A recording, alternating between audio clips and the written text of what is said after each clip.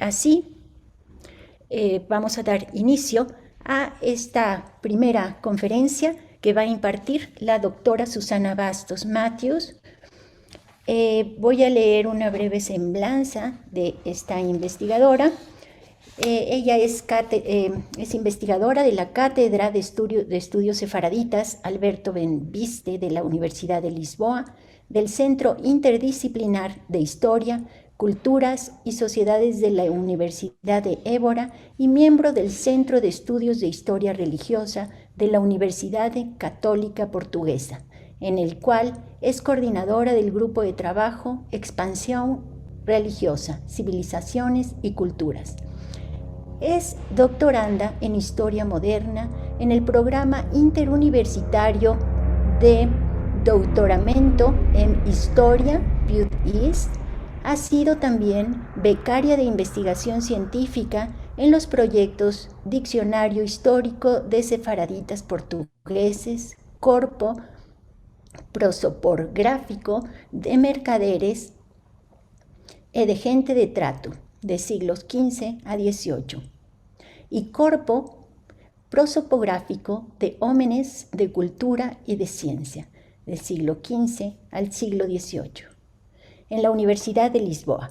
Integró el equipo de catalogación de los manuscritos portugueses y españoles de la Biblioteca Etzheim Libaria Montesinos de Ámsterdam, proyecto de 2 años financiado por la Fundación Calouste Gulbenkian de Lisboa. Integra la comisión editorial de la revista Cuadernos de Estudios Sefaraditas, publicación con arbitraje científico. Es autora, con Paulo Méndez Pinto, del libro Lisboa, 19 de abril de 1506, o Masacre dos Jews, que publicó en Lisboa en 2007. Con Carla Vieira publicó el libro Mendes Benveniste, una familia sefaradita nos albores da modernidad, también en Lisboa en 2016. Con Jacqueline Vasallo y Miguel Rodríguez Lourenço publicó Inquisiciones, Dimensiones Comparadas, esto en Córdoba en el 2017. Damos la más cordial bienvenida a Susana. Es un honor tenerte con nosotros. Te doy la palabra. Muchas gracias, Silvia.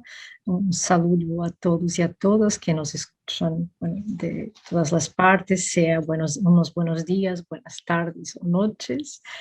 Y quisiera en primer lugar agradecer mucho por la invitación. Es siempre un gusto participar en los eventos que Silvia organiza y que siempre tienen la generosidad de invitarme. Con mucha pena no es un evento presencial y no estamos juntas en México como me gustaría muchísimo, pero bueno, ojalá en el próximo año logremos hacerlo. Y el tema que me ha sido propuesto para este seminario es un tema muy interesante y para el cual yo tengo a veces más preguntas que respuestas, también por una cuestión práctica de estos años que vivimos, porque yo he terminado mis investigaciones, el último viaje de investigación serio ha sido justo a México en finales de 2019 y infelizmente en este año, más de un año, no he podido continuar mis investigaciones. Así que, bueno, es también una reflexión que traigo para hacer con ustedes y también para plantear posibilidades para la continuación de las investigaciones. Y por otra parte también pensar que este tipo de temática mirado a la luz de la documentación inquisitorial nos trae a veces más que objetos concretos, nos trae intuiciones, posibilidades, sombras, ¿no?, que pasan ahí en las líneas de los documentos inquisitoriales, más que informaciones muy detalladas y muy concretas sobre estas realidades. Y bueno, empecemos entonces. La entrada de la Inquisición en los territorios ibéricos y por extensión también en sus espacios coloniales provocó una gran oleada de represión con persecución y control que llegó a todos los rincones del mundo. Los cristianos nuevos, tarde o temprano, acabaron dándose cuenta de que era casi imposible escapar de las persecuciones inquisitoriales, sin importar dónde se refugiaran. Pero, paralelamente a esta acción represiva, el Santo Oficio también creó categorías de imagen y narrativas en torno a los delitos y a los supuestos herejes y heterodoxos que perseguía. Y es justo esta línea que aquí vamos a traer, ¿no? Más que la realidad que podemos descubrir, la realidad, las categorías, el imaginario, las categorías narrativas que el propio Santo Oficio ha creado en torno a estos fenómenos. En cuanto a la representación de las prácticas judías llevadas a cabo por los supuestos judaizantes, desde sus orígenes, entonces estamos hablando de finales del siglo XV para la realidad castellana y los años 30 del siglo XVI para la realidad portuguesa, las inquisiciones ibéricas comenzaron a crear una imagen cristalizada del delito de judaísmo. Tanto la Inquisición castellana como la portuguesa contaban con listas que identificaban los principales elementos que componían estas llamadas prácticas judías. Estas listas, este rol de delitos, presuntos delitos, también tenían un carácter pedagógico, ya que identificaban a los ojos de los potenciales denunciantes las actividades que debían denunciar a los inquisidores. Así, con el tiempo, lo denunciado, o sea, el objeto que era denunciado, se fue cristalizando, esquematizando y repitiendo de forma casi mecánica propia de la burocracia que conformaba la maquinaria inquisitorial. Los debates historiográficos que marcaron el siglo XX respecto a estas temáticas, dedicados a la religiosidad de los cristianos nuevos, se enfrentaron con este problema. El problema de la sequedad, que a veces ofrecen las fuentes inquisitoriales, una cierta aridez de detalles, ¿no? Una ausencia de detalles concretos sobre las prácticas que están ahí plasmadas en los documentos. Pero no siempre es así.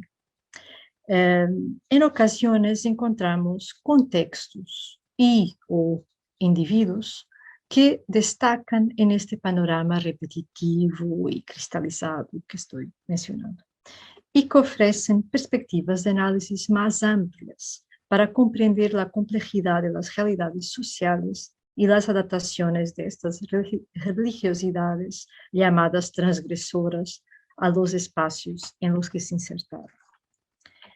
Entre los diferentes preceptos judíos supuestamente realizados de forma colectiva, uno de los más importantes y que aparece a menudo en este tipo de fuentes es el ayuno del Yom Kippur, que en las fuentes surge muchas veces como el ayuno del día grande. Y esto indiferentemente en las fuentes portuguesas o españolas. Cuando hablo de portuguesas o españolas, hablo también pensando en los espacios coloniales. Mencionado desde los años fundadores del Santo Oficio en territorio ibérico, sea por la Inquisición castellana, sea por la portuguesa, es uno de los elementos mencionados de forma más frecuente en las denuncias y confesiones que podemos encontrar en los archivos inquisitoriales, como si hay una especie de centralidad que no es un caso, o sea, es un momento fundamental de la religión judía, y también lo encontramos en esta religiosidad judeo-conversa, plasmada en las fuentes inquisitoriales. Y aquí, justo en siguiendo y leyendo los testimonios sobre esta realidad y sobre este ayuno, en la comunidad novohispana, que no es una excepción, o sea, también hay una gran centralidad y hay muchos documentos donde se menciona esta práctica del ayuno del Kippur, pero hay un elemento muy interesante que nos aparece en los procesos inquisitoriales de los años 40 del siglo XVII. Este momento que Silvia Muy conoce muy bien, momento de una gran persecución realizada por la Inquisición de México contra los judeoconversos de origen portugués. Y aquí me parece que, y es eso que he traído, una lectura de algunos testigos que salen de esta ritualidad específica que van a traer una novedad en este panorama más repetitivo de que hablo de las fuentes inquisitoriales, que es una especificidad de este contexto nuevo hispano de los años 40 del siglo XVII. Un elemento muy interesante es en el caso de algunos de los expedientes de la Inquisición de México, entonces, es la mención a rituales de baños rituales, que son hechos y utilizados por estos individuos justo en el contexto del ayuno del Kippur, y de los cuales nos van a aparecer muchas descripciones, lo cual para quien trabaja estas fuentes sabe que no es tan frecuente que va a ocurrir. Y yo me he topado con esta realidad estudiando el expediente de un cristiano nuevo que había llegado a México proveniente de las juderías italianas, distintas juderías italianas con una trayectoria muy interesante, llamado Juan Pacheco de León o Salomón Machorro, cuyo expediente inquisitorial, un largo expediente inquisitorial de los años 40 del siglo XVII, ha sido publicado hace muchos años en Argentina por Boleslao Leuwen, que publicó casi en forma integral el expediente mexicano. Yo estudiaba esta trayectoria en una mirada más compleja porque había estudiado también el expediente portugués de su padre y hice un trabajo donde estaba cruzando las fuentes de las distintas inquisiciones para percibir las trayectorias de estos individuos.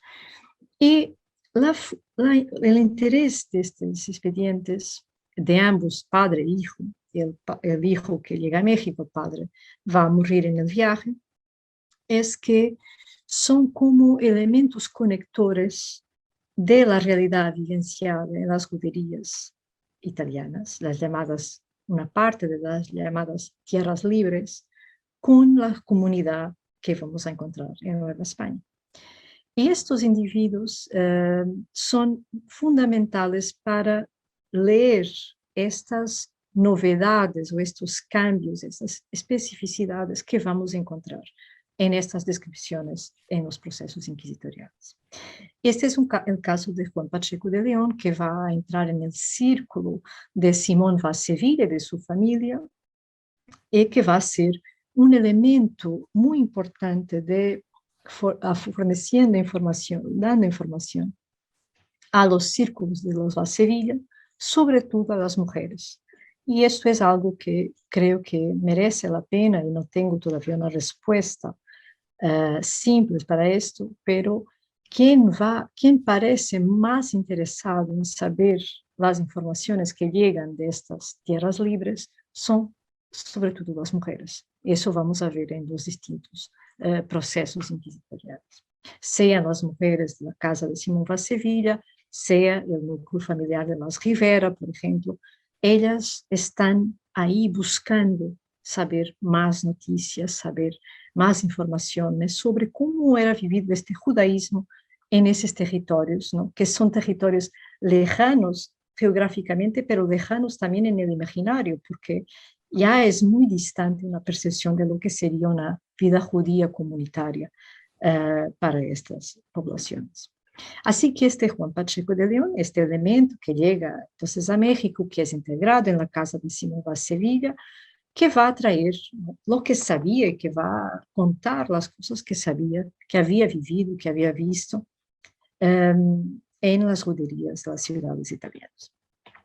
En su proceso, su expediente, también el expediente de otras figuras que son detenidas por la Inquisición en estos años, vamos a encontrar entonces esas descripciones. Según varios testigos, este Juan Pacheco de León solía frecuentar los baños, y ahora vamos a ver de qué baños estamos hablando, antes de empezar la ritualidad referente al ayuno de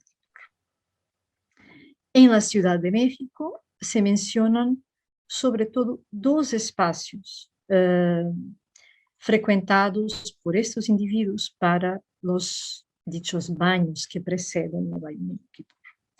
El primero, denominado como los baños de los Japones. Y los testigos no son muy detallados en las descripciones de este lugar. Sabemos que estaba ubicado, y así lo dicen en las fuentes, por detrás de la Concepción, de la iglesia de la Concepción. En uno de los testimonios de Margarita de Rivera, por ejemplo, del día 19 de mayo de 1642, se menciona que los dichos, y estoy citando del expediente, que los dichos Gaspar Valls y Juan de León le dijeron la dicha noche a esta confesante cómo para hacer el dicho ayuno se habían ido a bañar la víspera anterior al baño de los Japones, por observancia y celebración de la dicha ley, y que el dicho Juan Pacheco de León se ha declarado muchas veces con esta confesante y ella con él, por observante de la dicha ley, y le decía cómo ayunaba en guarda y observancia de ella en 3 o 4 ocasiones diferentes, ayunos. Y bueno, yo he buscado más informaciones sobre estos baños de los Japones, pero todavía no tengo una respuesta directa para saber dónde está, pero aquí estamos ya en un universo muy interesante porque es una apropiación y una utilización de un espacio que ya viene de otro lugar, ¿no? Porque estos Japones, que no digo que sean necesariamente japoneses, pero nos están remitiendo claramente para un contexto asiático. Y entonces ya aquí estamos ya en una apropiación, en una clara, nos está enseñando claramente que estamos en un contexto muy colonial, ¿no? de esta realidad, de esta evidencia social. También en las declaraciones de Gaspar Valls, de Sevilla, del 29 de julio de 1642, se refiere también a algunas prácticas relacionadas con el dicho ayuno del Kippur. Seguimos entonces que habla que en compañía de su abuela ha hecho este ayuno y, cito, el dicho Juan de León cenaron ensalada, huevos, pescado, chocolate, otras cosas, ninguna carne, y todos los 3 se comunicaron como habían de hacer el dicho ayuno en guardia y observancia de la dicha ley de Moisés, y al día siguiente le parece a este confesante que él y Juan de León merendaron solos en su casa, chocolate, fruta y dulce, y aunque es así verdad que 2 o 3 veces se fue a bañar con el dicho Juan de León para hacer algunos ayunos. O sea, otro testigo que muestra cómo este elemento, Juan de León, sigue haciendo esta práctica, ¿no? Un baño en torno a este ayuno. El mismo testigo, un poco más adelante en la sesión con los inquisidores, regresa al tema de los baños en vísperas del ayuno del día grande. De esta vez se refiere a una ocasión en que en compañía de Pacheco de León y de otro individuo, y vuelvo a citar, la víspera de este ayuno se fueron a bañar a los baños de los Japones, a través del mismo espacio, este confesante, Juan de León, Gonzalo Valls, Baltasar Díaz, y no se acuerda si fueron otros, y ahí se acuerda si vistieron ropa limpia y comieron unos huevos asados, vino y marquesotes, y le parece que fue por la mañana. O sea, aquí ya nos da una indicación más o menos de a qué horas iban a este espacio. Asociada a esta costumbre de los baños anteriores a los ayunos, encontramos también otro espacio en la Ciudad de México, mencionado en el testimonio de Antonio de Orduña. Su fecha es el 2 de septiembre de 1642. Y este es bien interesante, este testimonio. Y dice así, que se fue a bañar a un temazcal junto a San Hipólito. y este confesante estaba convaleciente de una enfermedad rigurosa que había padecido, y fueron en su compañía Antonio Vaz, Gaspar Vaz, Gonzalo Vaz, todo el núcleo, y Juan de León, de nuevo, y todos se bañaron aquel día por la mañana, o sea, otra vez la mención a esta hora por la mañana, y no sabe ni si lo dijeron la intención con que se bañaron. Y después almorzaron, y se acuerda bien que se fue él a bañar por medicina y limpieza por la enfermedad. O sea, este es el denunciante, ¿no?, que está diciendo, él estaba ahí para curar su enfermedad y ha visto estos otros que se estaban ahí bañando. Y como sabe que para hacer algún ayuno de la ley se bañan o lavan las piernas los que la profesan, según vio hacer a Juan de León y a Gaspar Vaz, cuando querían ayunar, le ha parecido declararlo como lo declaró. O sea, le pareció, está él justificando a los inquisidores, que esto sería alguna práctica, alguna ritualidad judía, y por eso lo va a denunciar.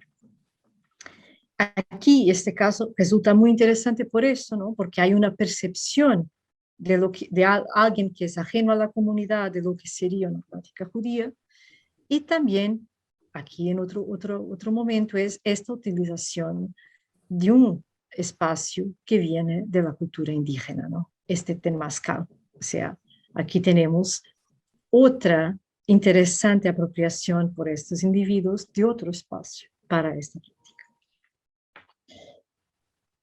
Para nuevamente señalar la importancia de eso que yo referí como un conector, ¿no?, este Pacheco de León, vean cómo él propio se declara a los inquisidores cuál era su función en la comunidad.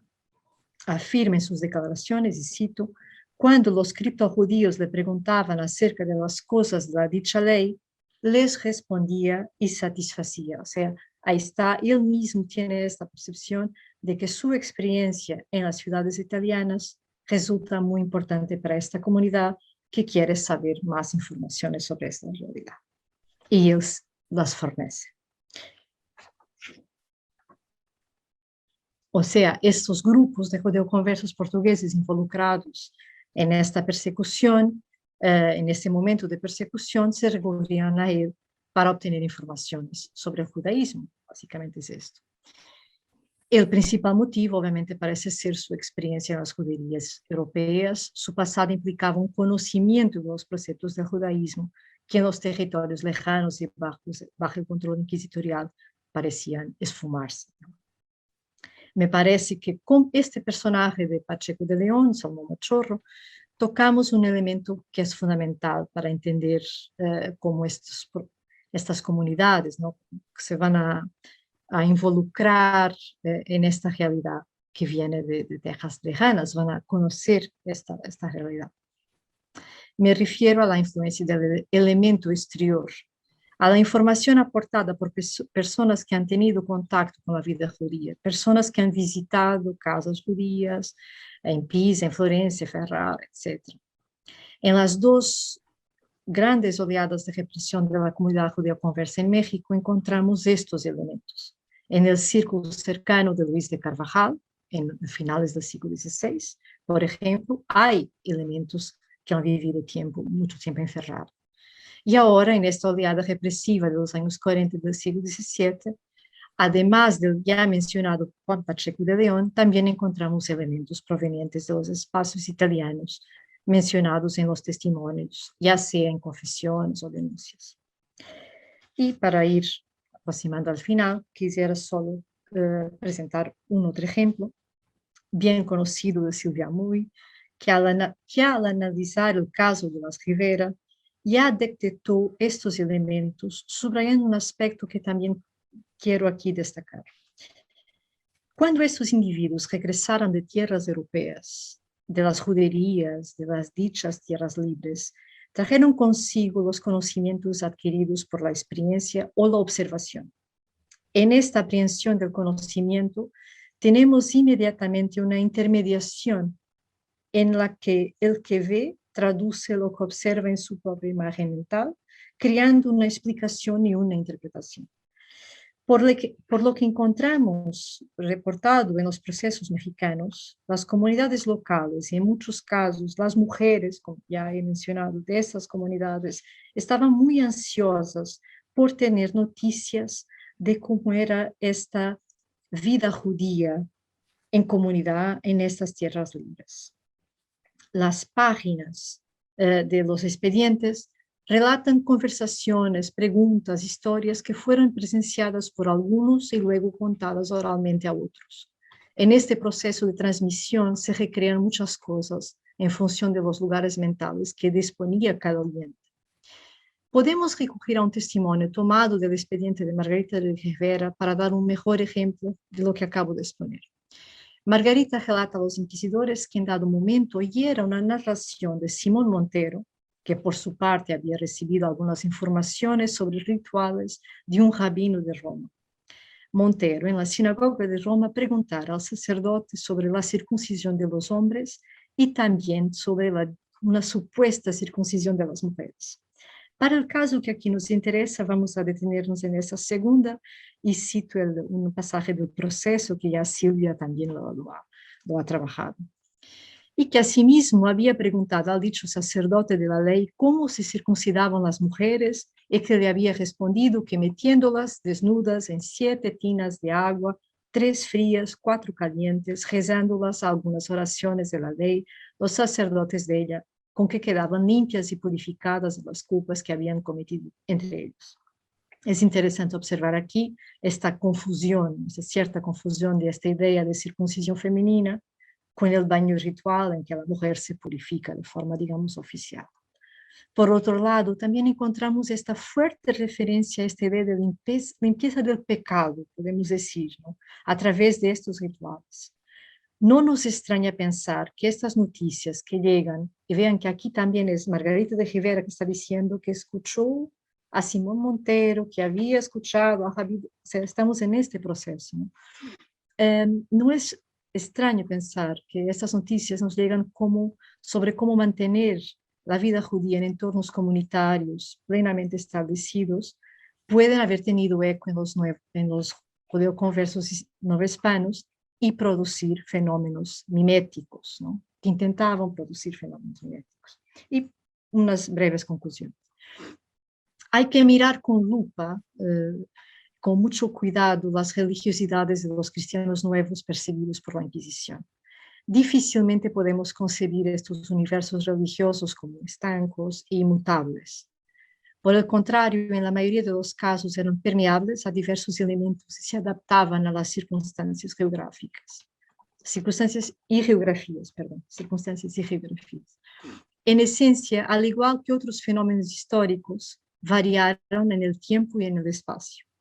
Al analizar los procesos inquisitoriales, encontramos un elemento antagónico. A esta pluralidad, variación de la religiosidad, el discurso y el léxico inquisitorial no es necesariamente sensible, quedando cristalizada en una visión del judaísmo o de este delito de judaísmo que se centra en los términos en los que fue definido como delito en el momento fundacional de las Inquisiciones. Entre otros elementos menos comunes que surgen en los procesos inquisitoriales, el del baño ritual es uno de ellos. Pero no hemos encontrado un análisis detallado por parte de los inquisidores, o sea, delante de estas denuncias, la Inquisición no va a reaccionar intentando comprender, intentando buscar y definir mejor el fenómeno. La maquinaria inquisitorial era conservadora en la forma de visualizar, de plantear y pensar estos delitos. En los casos que he traído aquí muy brevemente, me parece importante destacar algunos elementos.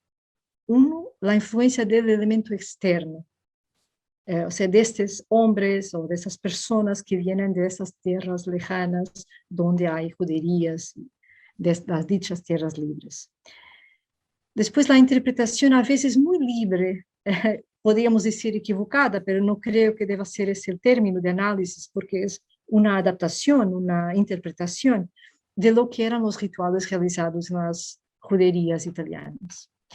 Y quizás el aspecto más interesante de todos es esta adaptación a la realidad colonial, con el uso de estos baños de los japoneses, los japones, o el temazcal, un poco semejante a lo que ya ocurría en términos, por ejemplo, de las prácticas alimentarias en los ayunos y con estas incorporaciones de las tortillas para sustituir el panásimo o el uso del chocolate, que, tal como las historias de estas vidas, es a la vez dulce, pero también amargo. Muchas gracias. Pues excelente tu ponencia, Susana, es apasionante en realidad cómo vas pues rescatando de los testimonios todas estas verdades ocultas que estaban permeando estas conciencias de los criptojudíos. Me llama la atención y bueno, lo expongo porque bueno, me identifiqué muchísimo con tu ponencia, como bueno, en estos estereotipos que justamente los criptojudíos y digamos eran marcados por ellos a partir de la mirada de los inquisidores, vemos cómo en los mismos edictos de fe se caracterizaba cuáles eran estos referentes para poder identificar a los cristianos nuevos, ¿no? Entonces como que de ahí incluso los mismos judioconversos aprendían sus propias costumbres en tanto no tenían esas referencias directas de la ortodoxia, ¿no? Entonces era, digamos, como una especie de intercambio que finalmente se volvía muy parcial tanto de un lado como del otro, ¿no? La verdad te felicito muchísimo, es una gran ponencia. Me llama la atención, y esto es para Susana, cómo de pronto planteaste esa perspectiva del baño ritual más enfocado hacia los hombres que hacia las mujeres, ¿no?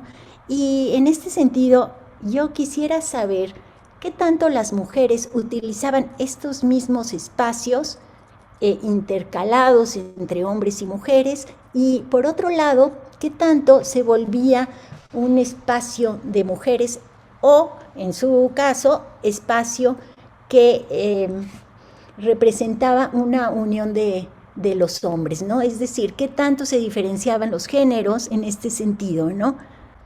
Gracias por la cuestión. Bueno, sí, no es fácil porque hay muchos silencios en la documentación.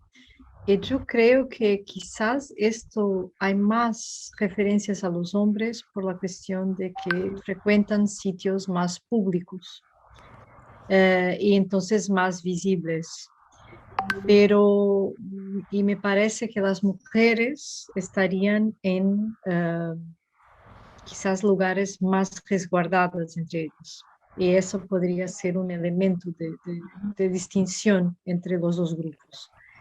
Y luego también estamos delante de estos fenómenos que esta religiosidad en esos universos hace que es también, bueno, Daniel hablaba mucho de este elemento de resignificación, y aquí también muchas veces en las construcciones de estos universos religiosos hay una resignificación de prácticas que a veces eran sobre todo de un género por otro género, ¿no?